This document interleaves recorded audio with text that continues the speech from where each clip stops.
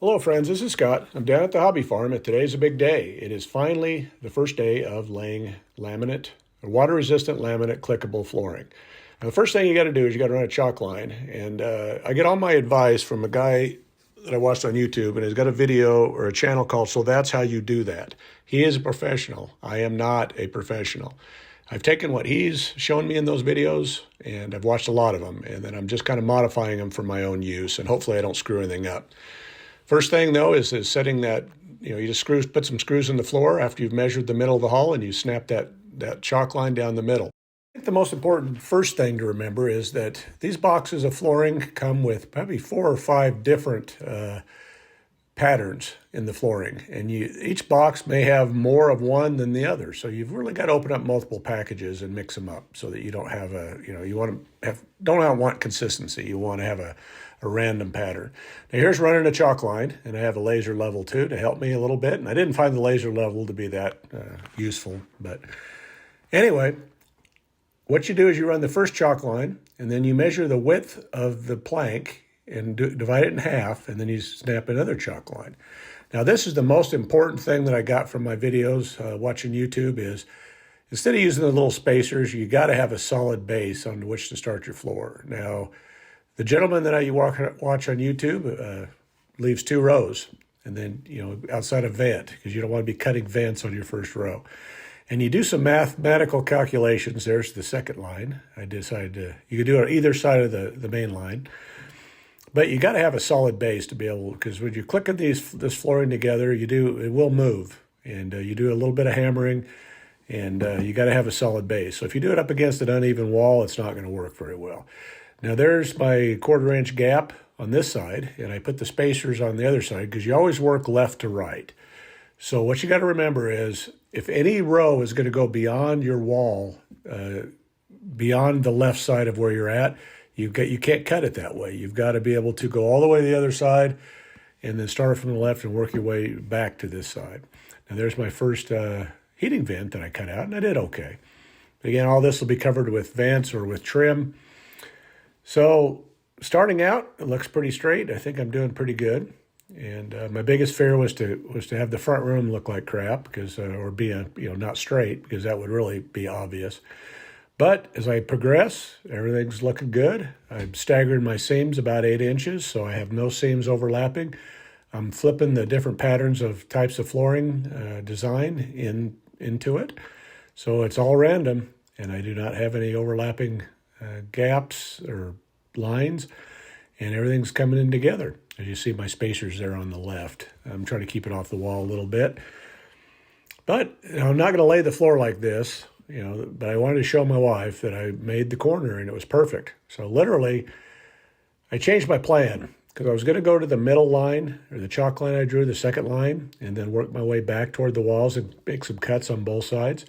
But it was such a perfect line. It lined up exactly where I want it to be that I'm going to go ahead and run with it.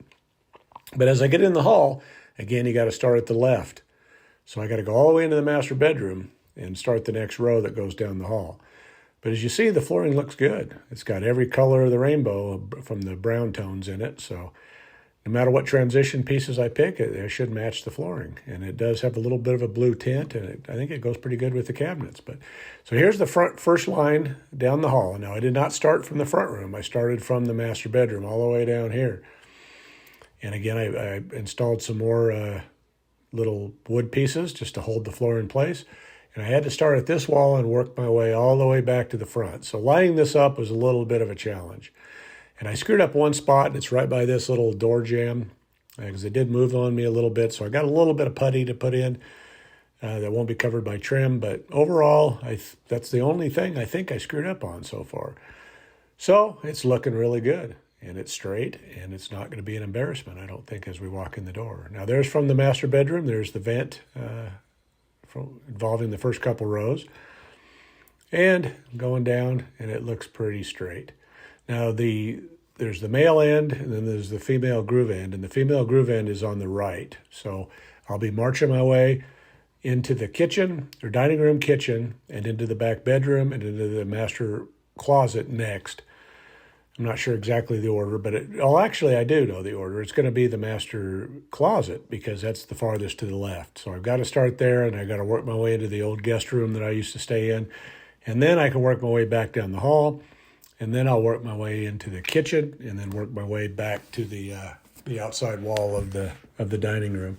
Because again, left to right, you got to remember that if you make a cut and you're not at a dead end wall, you've made a mistake. So I got to put a piece of transition in the front as I walk in.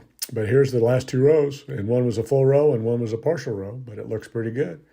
And again, the trim's going to cover up all the edges. The edges, as long as they're within 1/4 inch and 1/2 inch, they'll be covered up by the 1/2 inch edging. If you have bigger gaps than 1/2 inch, you got a problem because you're going to have to do a little puttying. But I don't think I have that. I think I have a couple that are too tight, so I'll take one of my tools and I'll cut those out. And so I'll make sure I have a 1/4 inch edge all the way around, and I'll do that when I am ready to put the trim on, which won't be too much longer, but I've got a few more weekends of flooring. Now, all this flooring that I put in, it was about 15 boxes. Now, what I have down there is 30 boxes, and then I have 28 more at home. So I think I over-ordered a little bit on the flooring. But again, I need to go down the stairs, and I can start into the basement when the previous owners moved all their stuff out. So I'll have a little bit extra, but that's okay.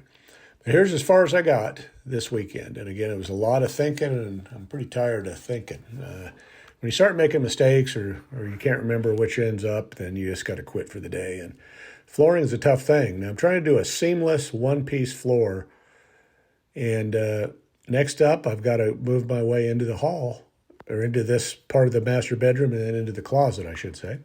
And then I've got to work my way into the old bedroom that I used to occupy. And then I've got to be able to make all that line up, and then I got to move it all the way into the hallway. So I've got a little bit of thinking to do, and measuring, and snapping some more chalk lines, and doing all that fun stuff. But if you remember, they ripped out the wall in the back, so both closets are now connected from the master bedroom to the spare bedroom. So I've got to make all that work, and I've got to make cuts around all this stuff. So it's going to be a little tricky, and it's even going to be trickier. As I walk into the hall there, you see to the garage door there, through that glass door. As I work my way from that cat door, that's the farthest left at the front of the house. So I'm going to have to start there, and then that other cat room, bedroom, and then I've got to make those mesh together, and then I got to move them into the hall. So there's a transition piece I've got to do there, and going into the bathroom. The tile's higher, so I'm going to have to really figure that one out. I'm going to have to raise the transition edge up a little bit. But it looks good. And for a kind of a rookie, at least I've done it once before, and I had help. And now tackling this all on my own, I'm feeling pretty pleased. And again, I've only got one major screw up that I know of, and I've got a little bit of trimming to do to make sure I have my 1/4 inch edge around. But feeling pretty good about it. And it wasn't a terribly hard process, but starting is where all the planning goes in, and I couldn't be more pleased. I don't want to get ahead of myself, get too cocky with this job, but the most important areas are the most obvious areas, and I think I've succeeded in doing a good job on those. And we'll go from there, and we'll just keep on marching. This project's gonna take several weekends to get this flooring in, and then the next step will be putting the trim around the doors, and then I'll do the trim around the edges. And then I'll be ready to move in and bring some furniture and some other things. So looking forward to it. So hope you like it. And I'm pretty pleased that I didn't screw it up to this point, but we'll see how the future goes. So thank you very much for watching. And if you like what you see, please hit that subscribe button, like, share, and comment, as it helps me out with my channel. Thanks a lot. And I will see you on the next go around on part 2 of the flooring challenge. Thank you.